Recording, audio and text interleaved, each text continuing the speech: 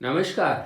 Statistics में आज हम आपसे डिस्क्रिमिनेंट एनालिसिस के बारे में बात करेंगे।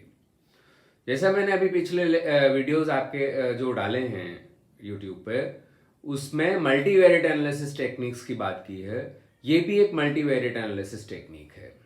डिस्क्रिमिनेंट एनालिसिस क्या करता है बेसिकली कि कुछ वेरिएबल्स पे अगर हमारे पास, जिनको डिस्क्रिमिनेंट वेरिएबल कहा जाता है, कुछ वेरिएबल्स पे अगर हमारे पास किसी इंडिविजुअल के स्कोर हैं तो क्या उन स्कोर्स के बेसिस पर हम उसको किसी कैटेगरी में प्लेस कर सकते हैं।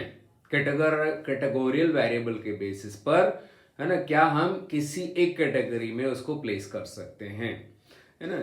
जिसकी परिभाषा देखें तो आपको इसका थोड़ा अनुमान लगेगा क्या है। Discriminant analysis is used to categorise individuals, मतलब इंडिविजुअल्स को कैटेगराइज करने के लिए इस्तेमाल की जाती है। कैटेगरी का मतलब नॉमिनल वेरिएबल के बेसिस पे। जैसे क्या हम किसी को विवाहित और अविवाहित में कैटेगराइज कर सकते हैं, क्या हम किसी को जैसे सक्सेसफुल और अनसक्सेसफुल में कैटेगराइज कर सकते हैं, है ना। क्या हम किसी को एम्प्लॉयड और अनएम्प्लॉयड में क्लासिफाई कर सकते हैं, है ना। इसी तरीके से कैटेगोरियल वेरिएबल्स में, है ना, एक्सक्लूसिव, म्यूचुअली एक्सक्लूसिव कैटेगरीज होनी चाहिए, उनमें क्लासिफाई कर सकते हैं। यदि हमारे पास कुछ उससे रिलेटेड डिस्क्रिमिनेंट वेरिएबल्स हैं, उन पर इंडिविजुअल्स का स्कोर हो, तो उस स्कोर के बेसिस पे क्या हम कैटेगराइज कर सकते हैं। तो discriminant analysis used to categorise individuals into 2 or more groups, मतलब हम अधिक ग्रुप्स में भी क्लासिफाई कर सकते हैं। जैसे मान लीजिए हम ये करें कि हम कैटेगराइज करना चाहते हैं कि ये व्यक्ति भविष्य में एम्प्लॉयड रहेगा, फुल्ली एम्प्लॉयड रहेगा नंबर 1, पार्शियली एम्प्लॉयड रहेगा नंबर 2, या अनएम्प्लॉयड रहेगा नंबर 3, है ना। क्या हम इसका प्रिडिक्शन, अनुमान, अभी जो अवेलेबल उसके पास से संबंधित कुछ स्कोर्स हमारे पास अवेलेबल हैं, उनके आधार पे, वेरिएबल्स पे स्कोर्स अवेलेबल हैं, उनके आधार पे क्या हम अनुमान लगा सकते हैं। तो आगे क्या कहते हैं, discriminant analysis used to categorise individuals into 2 or more groups या categories on the basis of their score on some discriminant variables. कुछ डिस्क्रिमिनेंट वेरिएबल्स पर स्कोर के आधार पर क्या हम किसी व्यक्ति को किसी कैटेगरी में डाल सकते हैं। ठीक है, एग्जाम्पल के तौर पे इसको समझाने के लिए मैंने यहां पे लिया है कि डिस्क्रिमिनेंट वेरिएबल्स मान लेते हैं x1, x2, x3 हैं, और ये डिस्क्रिमिनेंट वेरिएबल्स हैं intelligence, communication skill and teaching aptitude. मान लीजिए इन 3 वेरिएबल्स पे हमने किस इंडिविजुअल्स पे डेटा कलेक्ट किया, तो क्या उन इंडिविजुअल्स को हम इस आधार पे कैटेगराइज कर सकते हैं कि आगे चलकर वो एम्प्लॉयड होंगे या अनएम्प्लॉयड होंगे, मतलब आगे चल के एम्प्लॉयड होंगे या अनएम्प्लॉयड होंगे, इस आधार पे कुछ हम उनका प्रिडिक्शन कर सकते हैं, है ना। या हम जो एग्जिस्टिंग एम्प्लॉयड और अनएम्प्लॉयड हैं, ठीक है, उनके ये वेरिएबल्स पे अगर हम डेटा कलेक्ट करें, है ना, तो इन वेरिएबल्स पे डेटा कलेक्ट करने के बाद हम ये जांच सकते हैं कि वो अनएम्प्लॉयड कैटेगरी में आने चाहिए और एम्प्लॉयड कैटेगरी में आने चाहिए। क्या वास्तव में ऐसा हो रहा है ना। अगर ऐसा हो रहा है तो इसका मतलब हमारे जो ये वेरिएबल्स हैं, ये डिस्क्रिमिनेंट वेरिएबल के तौर पे कार्य कर रहे हैं, है ना। तो डिस्क्रिमिनेंट एनालिसिस में बेसिकली क्या किया जाता है, कुछ वेरिएबल्स पे हमारे पास डिस्क्रिमिनेंट वेरिएबल्स होते हैं कुछ, उनके आधार पर, उनमें इंडिविजुअल्स के स्कोर के आधार पर उनको किसी कैटेगोरियल वेरिएबल में डिवाइड किया जा सकता है। ठीक है, तो इसके कुछ स्टेप्स मैंने आपको बताए हैं। वैसे इसका कैलकुलेशन थोड़ा टिपिकल है, लेकिन एज ए कॉन्सेप्ट समझने के लिए मैंने यहाँ कोशिश की है कॉन्सेप्ट के तौर पे इसे समझाने की, है ना। सबसे पहले इसमें क्या करना पड़ता है, एक डिस्क्रिमिनेंट फंक्शन याद करना पड़ता है, जिसे y कहते हैं, है ना। इन तीनों वेरिएबल्स पर मिलाकर के डिस्क्रिमिनेंट फंक्शन निकलता है, जिसे y कहते हैं। ये y निकलता कैसे है, y is equal to the w1 into x1 plus w2 into x2 plus w3 into x3। यहाँ जो x है ये इन वेरिएबल्स पे स्कोर है, इंटेलिजेंस पे स्कोर, या जो भी x1, x2, x3 वेरिएबल्स हैं आपकी प्रॉब्लम में, उनमें जो वेरिएबल्स हैं उन पे स्कोर है। सिंपली W1, W2, W3 ये कैलकुलेट करने वाली चीज है, ये वेटेज है। ठीक है, ये वेटेज कहलाता है ना। W1 है discriminant function weightage for the ith variable, मतलब W1 मतलब ये जो आई पहला वेरिएबल है इंटेलिजेंस, इसके लिए डिस्क्रिमिनेंट फंक्शन वेटेज, फिर दूसरे वेरिएबल के लिए डिस्क्रिमिनेंट फंक्शन वेटेज, फिर तीसरे वेरिएबल के लिए डिस्क्रिमिनेंट फंक्शन वेटेज। ये डिस्क्रिमिनेंट फंक्शन वेटेज कैलकुलेट किया जा सकता है आसान इसके लिए, लेकिन हमें इसके लिए एक यू मैट्रिक्स बनानी पड़ती है, ठीक है। मैट्रिक्स अलजेब्रा इसके लिए थोड़ा आपको देखना पड़ेगा, पढ़ना पड़ेगा, उससे फिर हम यू मैट्रिक्स को ज्ञात कर सकते हैं, यू मैट्रिक्स बना सकते हैं, ठीक है। और यू मैट्रिक्स के में जो वैल्यूज होती हैं उनका इस्तेमाल करके ये वेटेड जो W1 है ना, जिसको डिस्क्रिमिनेंट फंक्शन वेटेज कहते हैं, ये निकाला जा सकता है। तो बेसिक मतलब इसको निकालते कैसे हैं, ये मैथमेटिकल प्रॉब्लम है जिसको हम अगर पढ़ें तो स्टैटिस्टिक्स की कुछ किताबें देखेंगे तो हमें पता लग सकता है। यहाँ पे पर्पज ये कि ये किया जा सकता है ना, तो इसका इस्तेमाल कैसे किया जा सकता है, ठीक है।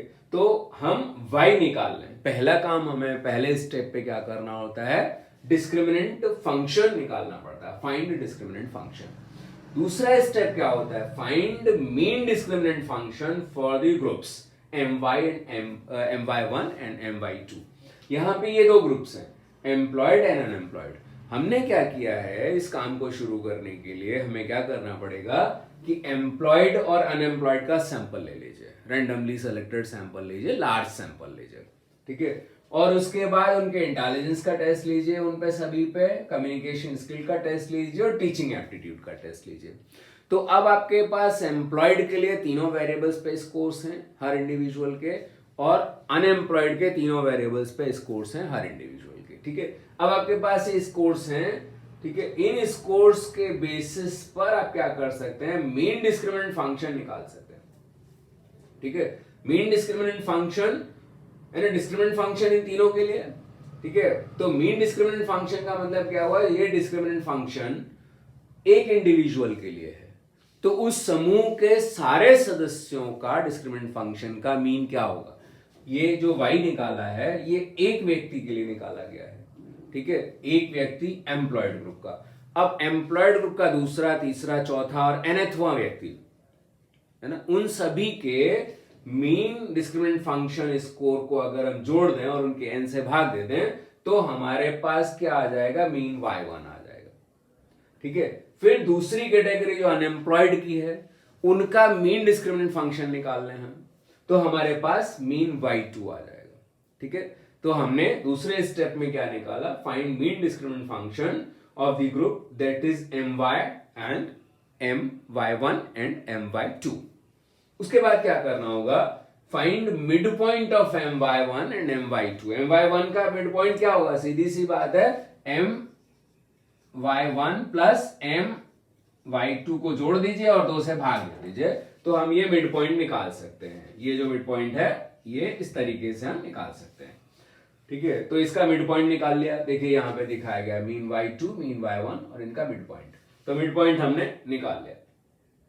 उसके बाद क्या करते हैं, categorise individual on the basis of his or her discriminant function, है ना, जो उस इंडिविजुअल का है ना डिस्क्रिमिनेंट फंक्शन आया है, इस ग्रुप के इंडिविजुअल है मतलब डिस्क्रिमिनेंट फंक्शन आया होगा, ठीक है। तो डिस्क्रिमिनेंट फंक्शन का जो उसका स्कोर आया है उसके बेसिस पर अगर वो my2 के आसपास है, ठीक है, तो हम इस कैटेगरी में रख देंगे उसको, मतलब myc से इधर है ना, my2 की तरफ है तो my2 में रख दिया जाएगा, और myc से my1 की ओर है, ज्यादा है, हम इसको 1 इसको 2 कर सकते हैं, उससे कोई फर्क नहीं पड़ता है ना। मतलब कहने का कि myc से कम है तो एक ग्रुप में आएगा और myc से ज्यादा है तो दूसरे ग्रुप में आएगा।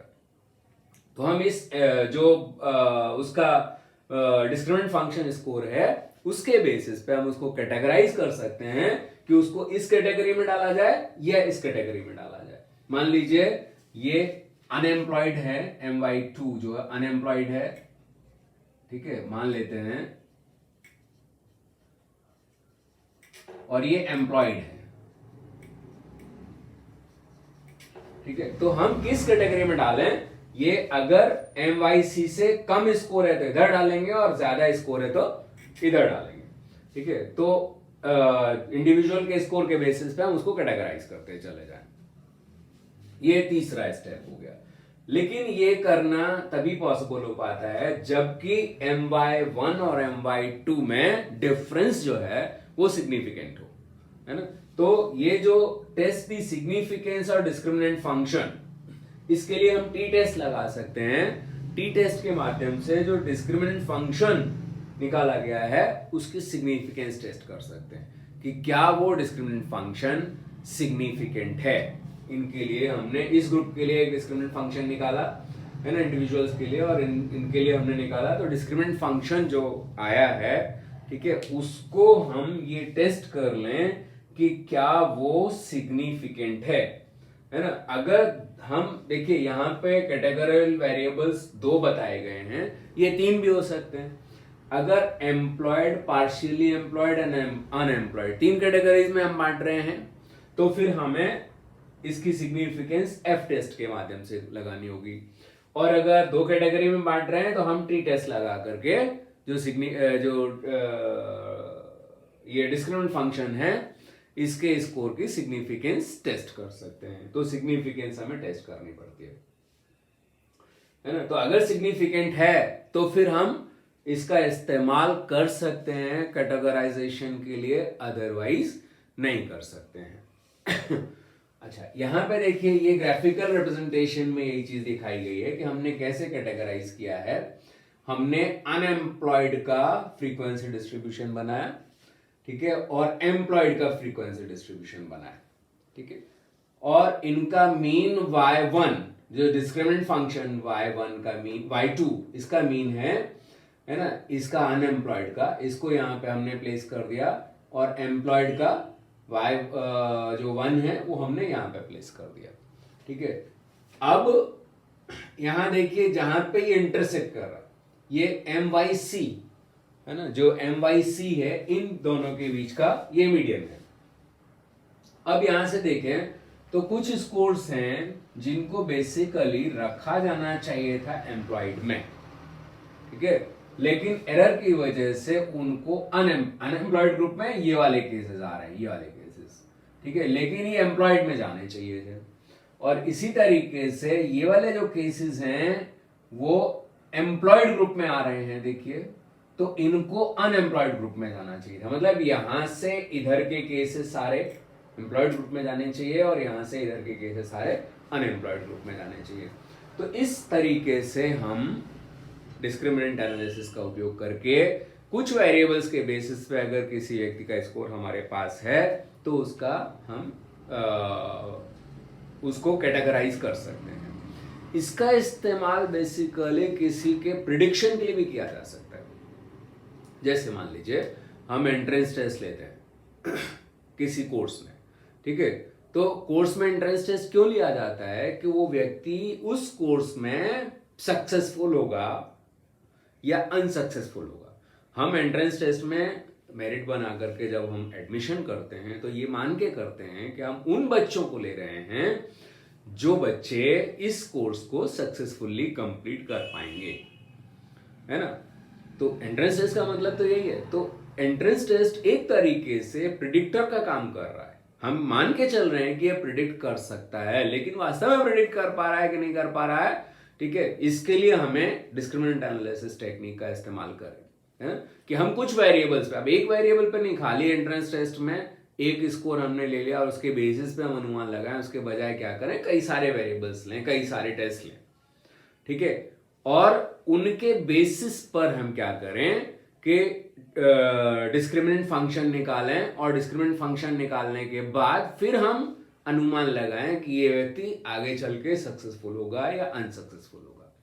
अगर उसका डिस्क्रिमिनेंट फंक्शन स्कोर इस कैटेगरी में जाता है, अनसक्सेसफुल की कैटेगरी में जाता है, तो हम उसको सेलेक्ट नहीं करें, और सक्सेसफुल की कैटेगरी में जाता है तो हम उसको सेलेक्ट कर लें। इस तरीके से हम इसका इस्तेमाल, इस जो डिस्क्रिमिनेंट एनालिसिस टेक्निक है इसका इस्तेमाल कर सकते हैं। बहुत सारी प्रॉब्लम्स इस तरीके की हो सकती हैं, you have to think about it कि हम कैसे कुछ वेरिएबल्स के बेसिस पर हम व्यक्तियों को कैटेगराइज कर सकते हैं।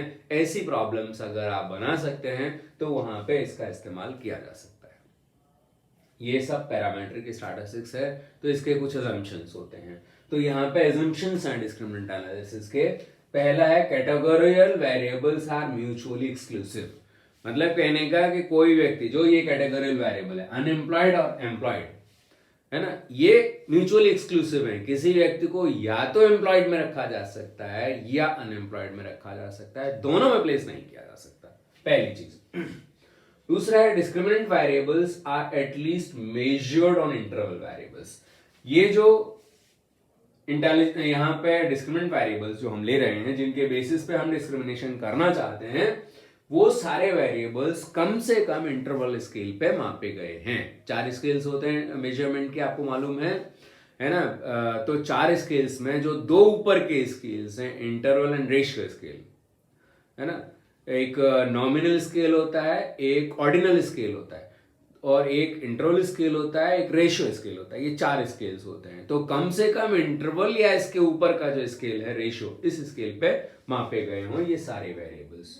तीसरी चीज, there is no high correlation between discriminant variables.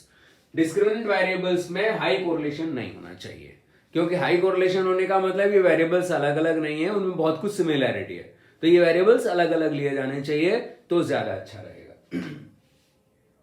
Multiple normal distribution in discriminant variables. Normal distribution का मतलब क्या होता है कि ये इंडिपेंडेंटली ये जो वेरिएबल्स हैं वो नॉर्मली डिस्ट्रीब्यूटेड हैं, और मल्टीपल नॉर्मल डिस्ट्रीब्यूशन का मतलब ये सारे मिलकर के नॉर्मली डिस्ट्रीब्यूटेड हैं। तो multiple normal distribution in discriminant variables, homogeneity of variance in groups of different variables. Homogeneity of variance in groups of different variables.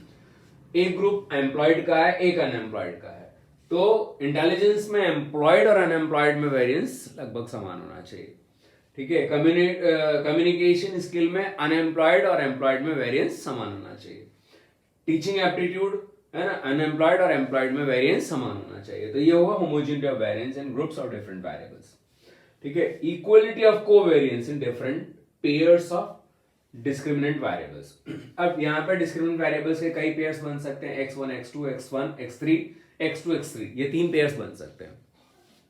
तो पहले पेयर में दोनों कोवेरिएंस कहलाएंगे, एक वेरिएबल दूसरा कोवेरिएंस। ठीक है, तो इनमें अगर हम इनको कोवेरिएंस के तौर पे कैलकुलेट करें तो तीनों में, मतलब x1 x2 x1 x3 and x1 x3 x2 x3, इन तीनों पेयर्स में जो कोवेरिएंस है वो समान होना चाहिए। तो ये 5-6 इसके असम्पशंस हैं। अगर ये फॉलो होते हैं, पाए जाते हैं, तो हम डिस्क्रिमिनेंट एनालिसिस टेक्निक का इस्तेमाल कर सकते हैं। तो इसमें रिसर्च में आप डिस्क्रिमिनेंट एनालिसिस टेक्निक कम इस्तेमाल की जाती है, लेकिन एक बहुत बढ़िया टूल है हमारे पास स्टैटिस्टिक्स में, जिसका हम इस्तेमाल एक नए तरीके से रिसर्चेस को करने के लिए कर सकते हैं। Thank you very much.